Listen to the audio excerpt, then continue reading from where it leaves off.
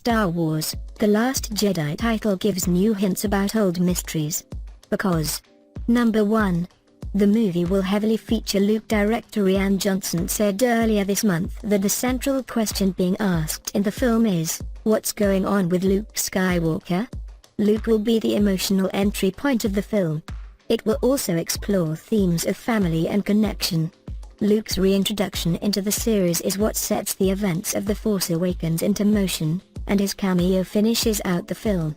Rey's training is likely to begin, and Luke will have to deal with a galaxy that just lost its seat of power as the Sith continue their ascension now that the Republic has been so hobbled. Number 2. The title doesn't tell us Luke is the last Jedi. Remember, the term Jedi can be both plural and singular.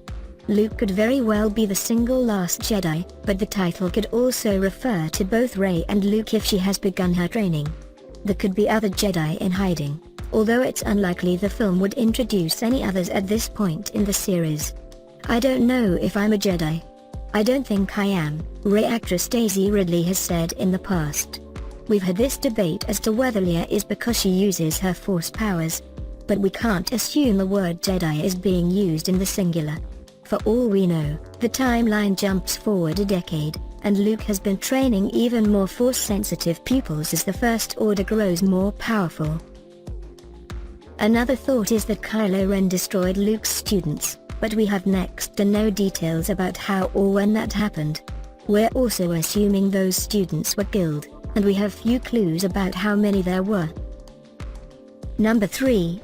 We're going to find out about Rey's family. The question of where Rey came from and the identity of her parents has been one of the most commonly asked questions asked after The Force Awakens. She was abandoned on a planet where she would likely be safe from the greater conflicts of the galaxy, even if her day-to-day existence would be hard, and she's Force-sensitive. Her parents were clearly someone. We know Jyn isn't Rey's mother, and Ridley has hinted that the question would be answered in The Last Jedi. She was asked about her genetic connection to Obi-Wan Kenobi, and didn't comment on it. Number 4. This movie is going to be dark as hell. The title is in red.